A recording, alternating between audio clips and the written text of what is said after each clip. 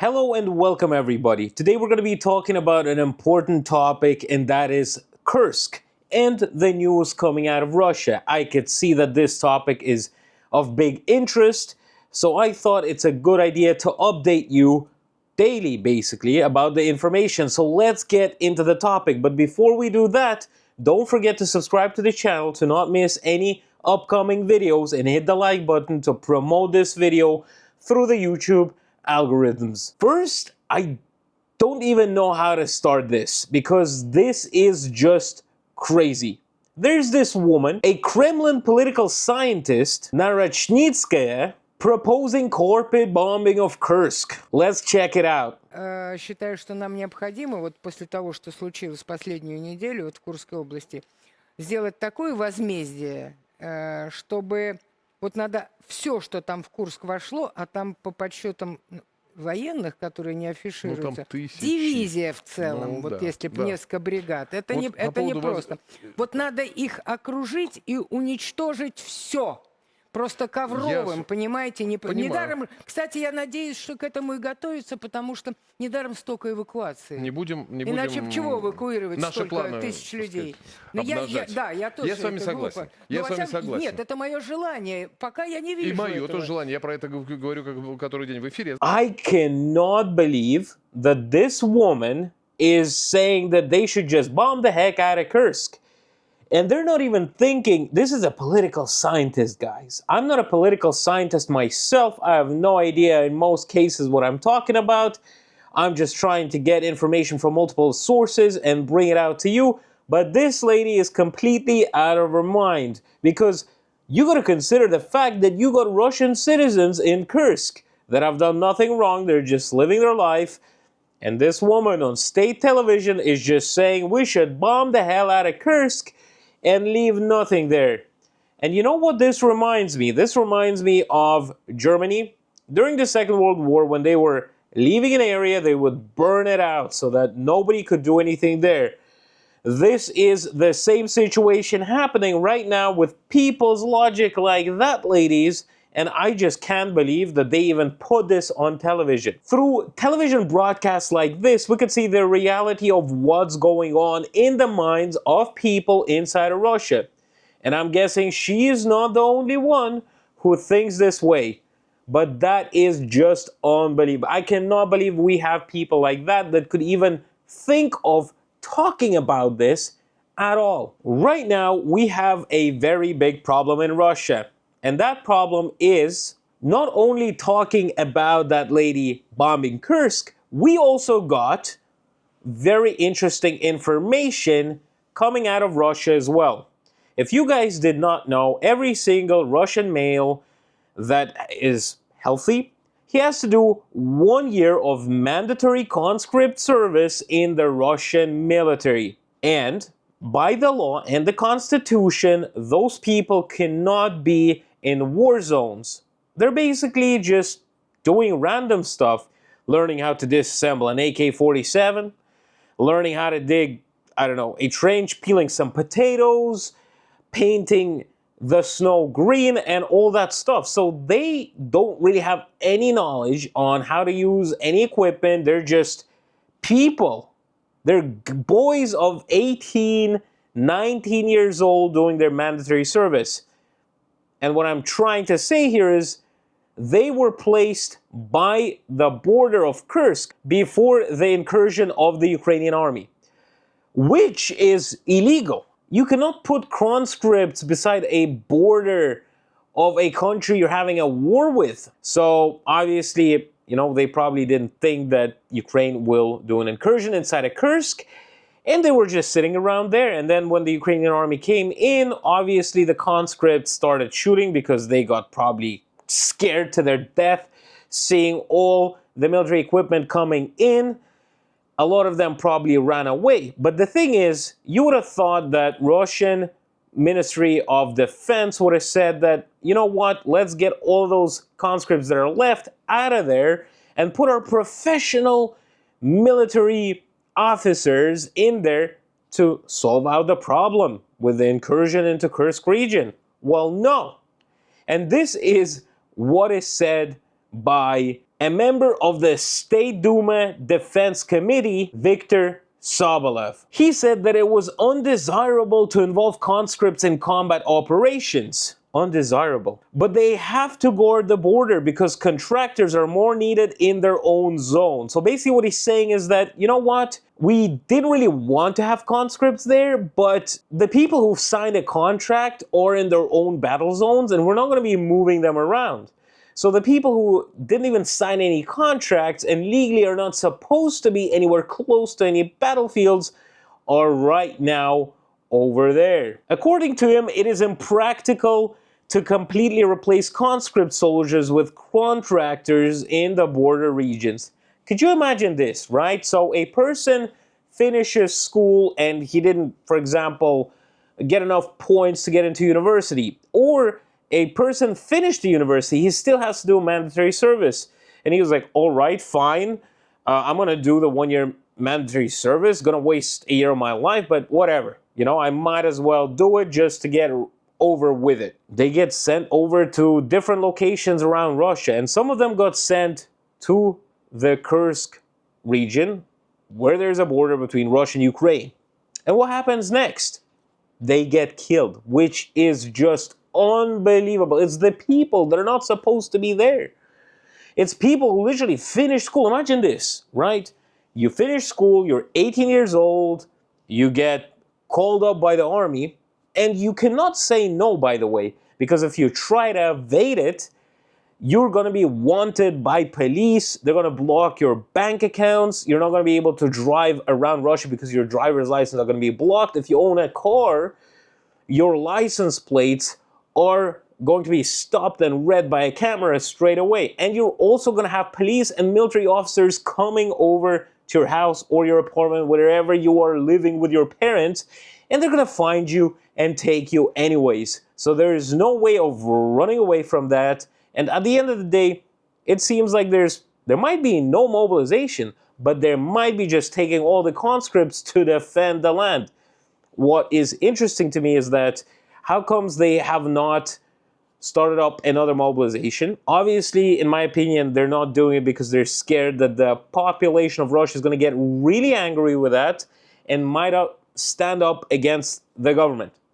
Second, it seems like there's not enough people signing contracts to go and defend Kursk region. It seems like people who are living in Kursk, they do not want to get involved in this whatsoever. Now, there is a military, Russian military, that are from one region. Anyways, they're saying that, why are you complaining? Parents are complaining, obviously, because of the conscripts, because, you know, you got kids being killed for absolutely no reason. They're not even supposed to be there. But he's saying, why are you complaining?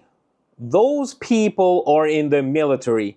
They are giving away their year, and they should be serving their year rightfully. This is just mind-boggling, and this just means one thing, that all the people being conscripted right now, the 18-year-old boys, could be sent off to bordering towns to defend Russia, which is not right whatsoever. Because if you think about this in a lawful way, you would have put Russia in a war situation. So in a war mode where you actually start a mobilization, mobilizing people who had previous military experience and stuff like that. But they don't want to do it. They don't want to do it. So they found a life hack where you could just be sending over 18-year-old kids to go and fight. Unbelievable. Absolutely unbelievable. What do you guys think about this? Honestly, what do you guys think? Type in the comment section below. What do you think about this situation? Now, what is interesting is obviously about the Ukrainian armed forces on the territory of Russia right now. So let me read this out to you guys. The Ukrainian armed forces have launched an offensive in the cut-off section of the Kursk region, and up to 3 villages have been captured in a day. 3 villages is very, very fast. The Ukrainian armed forces are increasing pressure on the south territory of the same river, which has effectively cut off from the rest of the Kursk region after Ukrainian troops blew up all the 3 bridges in the area. So yesterday when I posted out a video, they blew up the second bridge, which means that today or last night, they blew up the last 3rd bridge, By midday on Monday, fighting was already underway in a fifth of the area, which was still entirely under Russian control. In the middle of the last week, in the last 24 hours alone, the Ukrainian armed forces have likely entered 3 villages at once, according to the data from Russian, Ukrainian, and independent observers. Like I said, I'm trying to get multiple sources on this story so we get the most realistic updates about the situation happening in Russia at the moment. We could only see from this is that they're capturing a big piece of land, and we will have to see, are they going to be coming into defending that area, or are they going to be going forward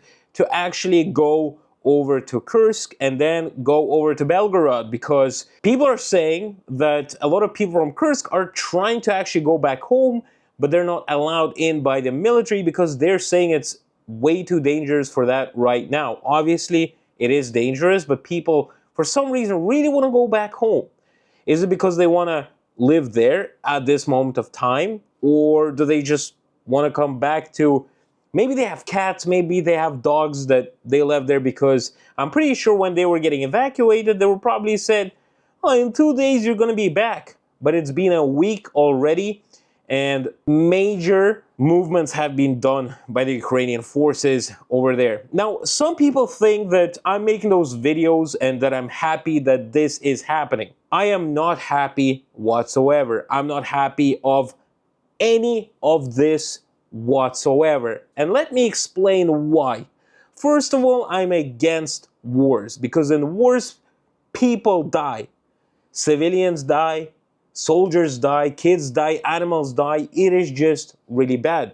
I hope it ends very soon, and I hope that there's going to be diplomatic talks that are going to be able to sort this out. But it seems like with the current government of Russia, they're not looking into talking. And obviously the Ukrainian government is probably not looking into talking, because Russia is going to be saying, we're going to leave Donetsk, Lugansk, and all those areas that they have captured, and then we could do the peace talks. Obviously, Ukraine doesn't want to do it. So I think they thought that if they capture some Russian land, they could do some sort of a trade-off during some diplomatic talks. But in no way am I happy about any of this whatsoever. Any of this. Because I really thought before that we are living in the future. We are living during the times where there should be zero conflicts. We have phones, we have internet, we should be able to talk to each other. Because talking can sort out a lot of problems, a lot of troubles, and a lot of conflicts. I hope soon this is going to be over and there's going to be zero conflicts to come. And I hope that diplomats are going to be actually doing their work and figuring this out the peaceful way. Now, something really interesting. Like I said in my previous videos, there's a lot of foreigners coming into Russia and praising how amazing it is in Russia right now and how everything is cheap. Meanwhile, they earn money from YouTube, from their US-based businesses like childcare in Florida. Anyways, I'm not going to get into that and who owns that, but I have a lot of information on some of those people. But I will say one thing. They are just talking out of their butts because they're not living the normal Russian life. They're not earning Russian salaries. They're not living the Russian life to understand how everything is. So they're just walking around Moscow saying, oh, look how amazing it is. We got amazing cars, we got food in stores, but nobody talks about the price increases, mortgage percentages being 18% on loans for houses, which is crazy. Mortgage, 18%. Could you imagine that? And it's going to be going even up even more, which is crazier. But you know what the Russian government did? Instead of working on the Russian problems inside, they thought of doing this. Putin signed a decree that will allow foreigners to temporarily live in Russia if they want to leave their country because they disagree with the policies that, quote, impose destructive neoliberal ideological attitudes, quotes closed. Citizens of foreign countries will be able to obtain the right to temporary residences without taking into account the quota and submitting documents confirming proficiency in Russian and knowledge of the history of the Russian Federation. According to the draft decree, the Russian Foreign Ministry will have to ensure the issuance of single-entry visas for a period of 3 months based on the decision of the head of the diplomatic mission.